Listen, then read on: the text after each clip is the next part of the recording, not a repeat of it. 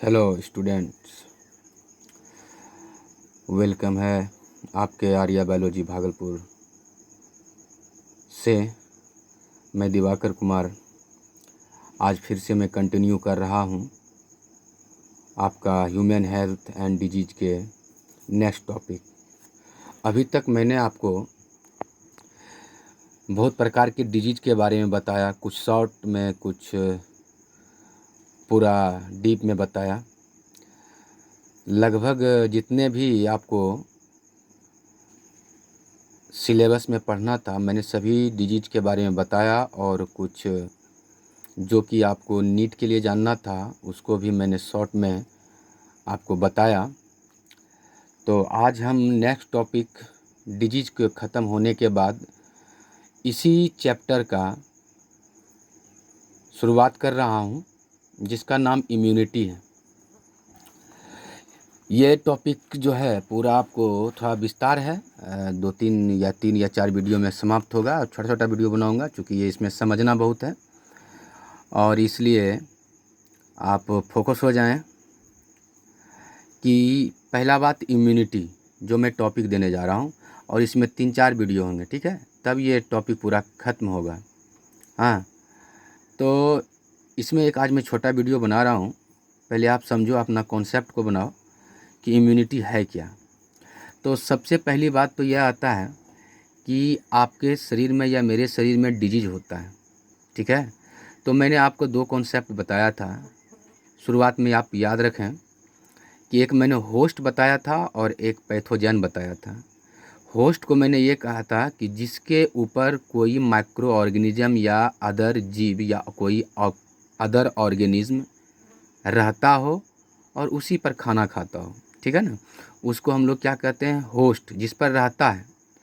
और जो रहता है ना, हाँ, उसको हम लोग क्या कहते हैं, पैरासाइट।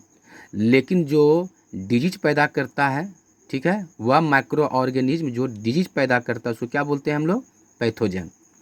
तो उसी कॉन्सेप्ट को आप बरकरार रखेंगे और आगे हम बढ़ते हैं कि मेरे शरीर में या आपके शरीर में या किसी के शरीर में एक एबिलिटी होता है कि बाहर से आए हुए जितने भी माइक्रो ऑर्गेनिज्म हैं या पैथोजन हैं या एंटीजन, एंटीजन इसलिए कहते हैं कि जो बाहर से आता है उसको एंटीजन भी कहा जाता है, शरीर को रोकने का इसको क्षमता है, यानी रेसिस्टेंस करने का। क्योंकि अगर ये एंट्री किया, कौन, पैथोजन, माइक्रो ऑर्गेनिज्म और एंटीजन, तो यह बीमारी पैदा करेगा। लेकिन मेरे शरीर में या आपके शरीर में, मैंने बताया, सब में यह क्षमता होता है कि इसे रोकना जाए। तो यही रोकने का जो क्षमता है उसको हम लोग इम्यूनिटी कहते हैं, यानी द एबिलिटी ऑफ बॉडी, यानी बॉडी का जो क्षमता है रेसिस्टेंस करने का, किससे, टू पैथोजेंस, माइक्रो ऑर्गेनिजम्स या एंटीजन। तीनों एक ही है, अलग अलग नाम से अलग अलग जगहों पे पुकारा जाता है इसको हम इम्यूनिटी कहते हैं। तो इम्यूनिटी का मतलब समझा, तो हमारे और आपके शरीर में एक क्षमता है जो बाहर के आए हुए माइक्रो ऑर्गेनिज्म, पैथोजन या एंटीजन को रोकने का काम करता है। ये मैं साधारण अपना डिफिनेशन दिया अपना लैंग्वेज में, लेकिन एनसीईआरटी देखो क्या कहता है, इसलिए मैंने होस्ट और आपको पैथोजन के बारे में बताया था कि the ability of the host, मतलब जिस पर जो रहता है organism, the ability of the host to fight, fight मतलब लड़ना या रेसिस्टेंस करना, द डिजीज कॉजिंग ऑर्गेनिज्म, जो डिजीज कॉज करता है वैसे ऑर्गेनिज्म से जो लड़ने का क्षमता है होस्ट को, उसको भी क्या कहते हैं हम लोग, इम्यूनिटी कहते हैं। यह इम्यूनिटी प्रदान कौन करता है, इम्यून सिस्टम। अब तुम बोलोगे कि सर हुआ इम्यून सिस्टम क्या है, तो इम्यून सिस्टम के द्वारा ही इम्यूनिटी होता है, यानी कि जो रोकथाम होता है कि बाहर से आए हुए जीव को, माइक्रो ऑर्गेनिज्म को या पैथोजन को हम एंट्री ना करने दें शरीर में, वो इम्यून सिस्टम के द्वारा होता है। क्योंकि आप जानते हो कि हमारे शरीर में बहुत सारे सिस्टम हैं, जैसे डाइजेस्टिव सिस्टम, ठीक है, रेस्पिरेटरी सिस्टम, ठीक है, मस्कुलर सिस्टम, ठीक है, लोकोमेट्री सिस्टम, नर्वस सिस्टम। सभी सिस्टम का अलग अलग कार्य है। उसमें से एक सिस्टम यह भी होता है हमारे शरीर में, क्या, इम्यून सिस्टम, जो इम्यूनिटी प्रदान करता है। तो इसी को आप विस्तार में पढ़ेंगे। तो इम्यूनिटी का डेफिनेशन आपने जाना, क्या कॉन्सेप्ट, रटना नहीं है, आपको समझना है कि इम्यूनिटी का मतलब हुआ कि the ability of the body to resistance to किससे, पैथोजन, माइक्रो ऑर्गेनिज्म और एंटीजन। तो अब देखो ये जो इम्यूनिटी है हमारे शरीर में जो कि इम्यून सिस्टम के द्वारा प्रदान किया जाता है, तो सवाल यह है कि यह इम्यूनिटी कितने प्रकार का है, क्या एक ही तरह से होता है क्या? तो मैं एक बात बोलना चाहता हूँ, नहीं, इम्यूनिटी बहुत प्रकार से होता है भाई। ये मेनली आपको बहुत प्रकार में बांटा तो गया है, लेकिन मेनली 2 प्रकार में बांटा गया है। देखो, इट इज़ 2 टाइप्स। कौन टाइप्स ऑफ इम्यूनिटी? एक है इनेट इम्यूनिटी और दूसरा है एक्वायर्ड इम्यूनिटी। इनेट का मतलब होता ही है बायोलॉजी में नाम, जन्मजात। आपको हिंदी में बोल रहा हूँ, मतलब at the time of birth, जो जन्म के साथ है, उसको इनेट इम्यूनिटी कहते हैं। दूसरा है एक्वायर्ड इम्यूनिटी, जो कि आपको जन्म के बाद मिलता है इम्यूनिटी। एक जन्म के साथ इम्यूनिटी जो होता है शरीर में, जो इम्यूनिटी दे सकता है, जो बाहरी चीज़ों को रोक सकता है, जन्म के साथ ही होता है। मान लिया जाए कोई बच्चा जन्म लिया, ठीक है, तो उस बच्चे में बाहर से कोई माइक्रो ऑर्गेनिज्म जैसे बैक्टीरिया हुआ, वायरस अंदर जा सकता है, तो उससे रेसिस्टेंस करने का क्षमता होता है, तो उसको कहते हैं इनेट, चूँकि ये जन्म के साथ है। और जो बाद में, ठीक है, लड़ने का क्षमता पैदा होता है, इसको कहते हैं एक्वायर्ड इम्यूनिटी। तो 2 चीज़ आपने कॉन्सेप्ट बनाया था। आज तो मैं इनेट के बारे में पढ़ाऊँगा, फिर मैं नेक्स्ट वीडियो में एक्वायर्ड के बारे में पढ़ाऊँगा, लेकिन टाइप आप यहीं समझ लो, ठीक है। तो मैंने क्या डिफिनेशन दिया इनेट में कि जो जन्म के साथ हो, देखो, it is present by at the time of birth. जैसे ही कोई जन्म लिया उसी समय से यह इम्यूनिटी होता है उसके पास। हाँ, और यह नॉन स्पेसिफिक है, यानी नॉन स्पेसिफिक या नॉन स्पेसिफिक जो पढ़ते हैं आप, ये नॉन स्पेसिफिक है। तुम बोलोगे सर ये नॉन स्पेसिफिक क्या है? मतलब यह जो है ना, किसी एक के लिए निश्चित नहीं होता है, सबके लिए होता है। जैसे बैक्टीरिया हुआ, वायरस हुआ, या कोई फंगी हुआ, सबके लिए यह काम करता है इनेट। हाँ, किसी पार्टिकुलर अगर बैक्टीरिया को रोकता है, ऐसा नहीं कि यह वायरस को नहीं रोकेगा, ऐसा नहीं कि यह फंगी को नहीं रोकेगा, सबके लिए है, यानी स्पेसिफिक नहीं है। और आगे हम देखेंगे एक्वायर्ड में ये स्पेसिफिक होता है। तो पहले हम इनेट के बारे में जा रहा हूँ, ठीक है। इनेट को हमें आप 1 बाय 1 आपको क्लियर कर दे रहा हूँ। It is present at the time of birth, जन्म के साथ होता है उस आदमी के साथ। और दूसरा ये नॉन स्पेसिफिक होता है। ये बहुत बार पूछा नीट में कि स्पेसिफिक होता है नॉन स्पेसिफिक होता है, ठीक है।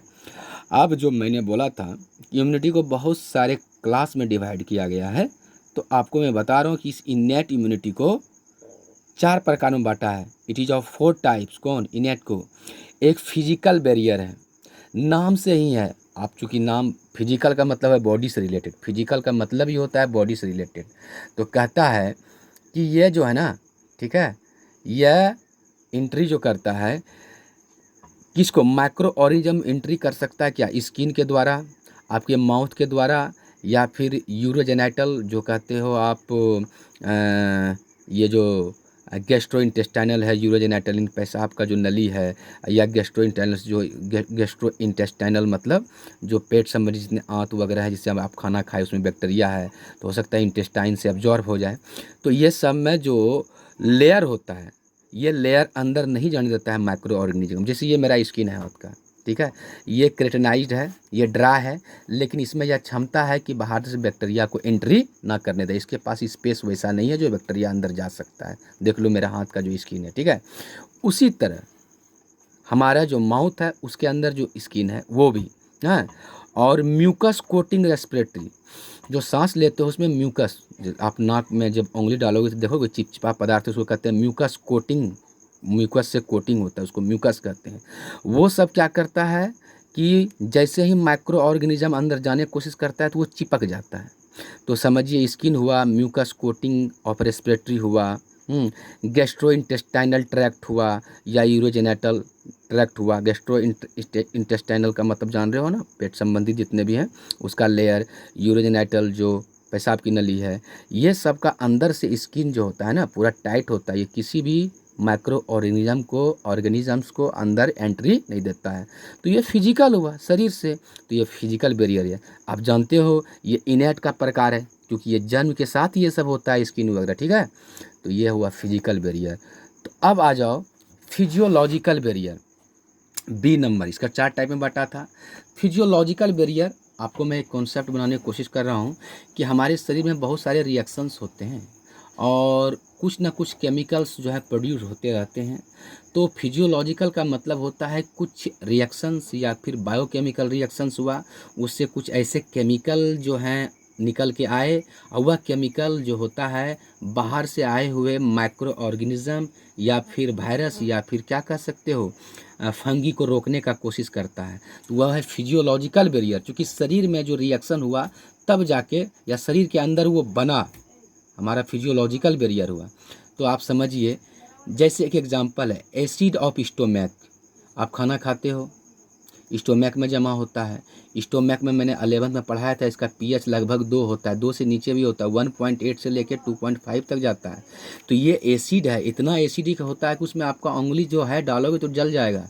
समझो, जब खाना खाते हैं, ठीक है, तो वहाँ जाके स्टोर होता है, तो वहाँ पर एसिड जो है प्रोटीन को पचाने का कार्य करता है, ये तो अलग काम है। लेकिन यह एसिड जो होता है, अगर कोई माइक्रो ऑर्गेनिजम्स खाने के साथ चल जाए तो वो एसिड क्या करता है, उसको तोड़ देता है। तो ये भी क्या हुआ, फिजियोलॉजिकल बैरियर है। क्योंकि लाइसोजाइम का नाम आपने सुना होगा। लाइसोजाइम एक ऐसा जो है एंजाइम है एक तरह का, ठीक है, लाइसोजाइम, ठीक है, यह एंजाइम है और यह प्रोड्यूस होता है किसमें, हम लोग के सैलिवा में। सैलिवा मतलब जो माउथ में जो सैलिवा निकलता है, लार ना, उसमें होता है। या हमारे आँख में जो आंसू आते हैं उसमें भी लाइसोजाइम को देखा गया है। और यह लाइसोएंजाइम का यह प्रॉपर्टी है, किसी भी बैक्टीरिया को क्या करता है, उसके सेल वाल को तोड़ देगा। जब बैक्टीरिया के सेल वाल को ही तोड़ देगा तो बैक्टीरिया सर्वाइव नहीं करेगा। तो ये क्या हुआ, ये एंट्री को रोका। किसके एंट्री को रोका, बैक्टीरिया को। तो ये फिजियोलॉजिकल बैरियर हुआ। चूँकि ये सब कहाँ बनता है, हमारे शरीर में रिएक्शन से, उसको कहते हैं फिजियोलॉजिकल बैरियर। ठीक है, ठीक है।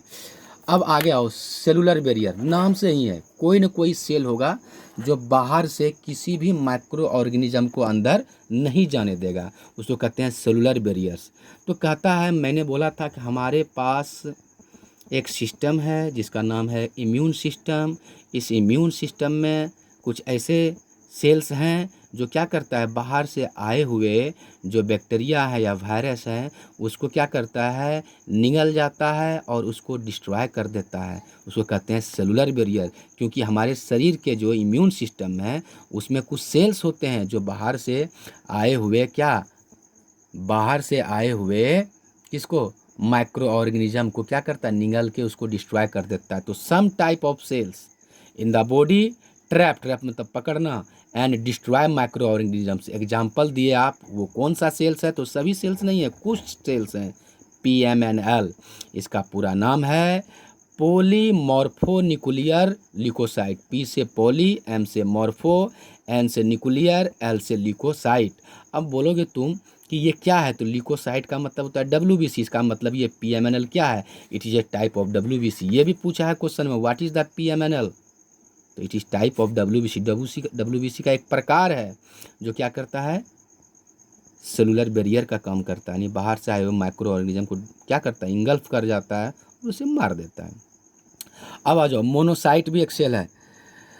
मोनोसाइट भी एक सेल है हमारे इम्यून सिस्टम का, वो भी यही काम करता है। NK cell, natural killer cell, नाम ही है नेचुरल किलर सेल, यानी कि वो नेचुरली किल करता है बाहर से आए हुए माइक्रो ऑर्गेनिज्म का। मैक्रोफाज, मैक्रोफेज का मतलब होता है किसी को ऐसा बहुत बड़ा सेल जो किसी को बाहर से निगल के अंदर में क्या करे, इसको डिस्ट्रॉय कर दे अपने सेल के अंदर ले जा करके। तो ये सब जितने भी सेल थे ये सेल है बाबू, ये है वो क्या हुआ, सेलुलर बैरियर हुआ। तो अभी इनेट का तीसरा टाइप पढ़े थे, इनेट का लास्ट टाइप जो होता है और ये है साइटोकाइन बैरियर। नाम है साइटोकाइन, तो पहली बार तुमने नाम सुना है, तो मैं एक कॉन्सेप्ट बनाने की कोशिश कर रहा हूँ कि हमारे सेल में, इम्यून सिस्टम में जब किसी चीज़ से इन्फेक्शन होता है तो कुछ केमिकल प्रोड्यूस करते हैं। उस केमिकल का नाम बहुत सारे हैं, लेकिन इसमें वह साइटोकाइन भी आते हैं। तो साइटोकाइन एक तरह का क्या है, केमिकल है। जैसे मैं एक एग्जांपल से बताता हूँ कि वायरस इन्फेक्टेड सेल, जैसे हमारे शरीर में वायरस जाए और कुछ सेल को इन्फेक्टेड कर दे, और जानते हो जैसे ही इन्फेक्शन उस सेल से होता है तो एक सीक्रेट करता है प्रोटीन, उस प्रोटीन का नाम है साइटोकाइन। उस प्रोटीन का नाम है इंटरफेरॉन। इंटरफेरॉन क्या है, साइटोकाइन है। साइटोकाइन का मतलब ही होता है वैसा केमिकल जो हमारे इम्यून सिस्टम के सेल के द्वारा सिक्रीट करता है, इंटरफेरॉन है। आगे के आप जो है एमएससी या बीएससी में या फिर मेडिकल लाइन में जाओगे तो एक इंटरल्यूकिन भी सुनोगे। इंटरल्यूकिन भी क्या है? साइटोकाइन। कॉन्सेप्ट बनाओ कि साइटोकाइन क्या है? एक केमिकल है जो कि हमारे इम्यून सिस्टम के कुछ सेल के द्वारा सिक्रीट होता है। कब सिक्रीट होता है? जब कोई बाहरी माइक्रो ऑर्गेनिज्म क्या करता है? इन्फेक्शन होता है। तो उसी तरह यहाँ पे इंटरफेरॉन क्या है? एक साइटोकाइन है। क्यों? क्योंकि वायरस जब इन्फेक्ट किया सेल को तभी ये इंटरफेरॉन प्रोटीन सिक्रीट किया। और जैसे इंटरफेरॉन सिक्रीट किया तो जो इन्फेक्टेड सेल नहीं है यानी उसको प्रोटेक्ट करता है, उसको खबर देता है कि देखो हम तो इन्फेक्शन हो चुके हैं। जैसे मैं यहाँ पर एक रफ करके बताता हूँ, आपको ज़्यादा समझ में आएगा।